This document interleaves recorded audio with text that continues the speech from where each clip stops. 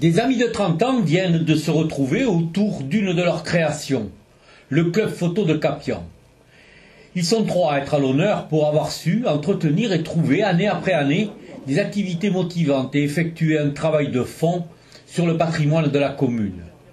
Fondateur et fédérateur du club photo de Capian, Daniel Lataste nous raconte l'origine de cette association.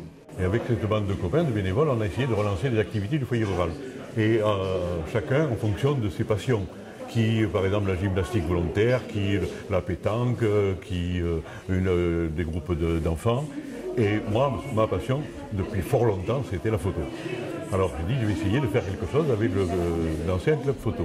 Et j'ai trouvé deux amis avec moi qui ont décidé de participer. Et on a lancé le club photo. Et puis on a dit, on verra bien ce que ça va durer. 1 an, 2 ans, 3 ans. Et puis bon, après, on se sera fait plaisir. Et on a commencé la première année à faire un petit peu l'inventaire du village. L'inventaire, c'est un bien grand mot. Ils ont fait le tour du village de Capian, de retrouver les vieilles cartes postales de l'époque et de refotographier ces cartes postales, mais de refotographier l'image actuelle en fonction des cartes postales anciennes. On a eu la chance d'avoir une subvention dans les premières années pour pouvoir s'acheter un agrandisseur qui se trouve là derrière moi, d'ailleurs, je ne sais pas si vous le pourrez le voir, et j'ai essayé de faire passer ce virus à mes amis, et on s'est mis donc à développer du noir et blanc, on faisait au départ. Il y a 30 ans, Marie-Rose Dulou a saisi cette opportunité pour participer à une aventure humaine, mais aussi technique. Donc quand ce projet est arrivé, je suis sortie de mon trou parce que je travaillais surtout en diapositive, c'était la version la plus, disons, évoluée et puis pas trop chère. Donc j'ai rejoint, parce que tout seul dans un coin, c'est pas ça la photo. On a un regard, il faut le partager. C'est un échange. Moi, je suis un dinosaure, je garde donc argentique. Quand on faisait du noir et blanc, on ne trafiquait pas. Mais par contre, l'émotion que nous avions quand on avait le révélateur, le fixateur, et qu'on arrivait à faire notre photo, alors ça, on a travaillé avec justement Gérard. Ça, cette émotion, je trouve qu'on ne l'a plus avec le numérique. Bon, c'est sur écran, il y a toujours un logiciel qu'on ne domine pas, qu'on est obligé d'accepter. C'est formidable.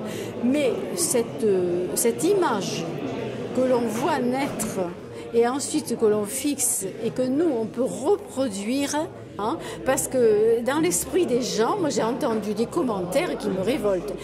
Automatiquement, comme c'est du numérique, toutes nos photos sont trafiquées, alors que non, elles sont retravaillées pour les améliorer, mais c'est pas du bidouillage, c'est pas vrai.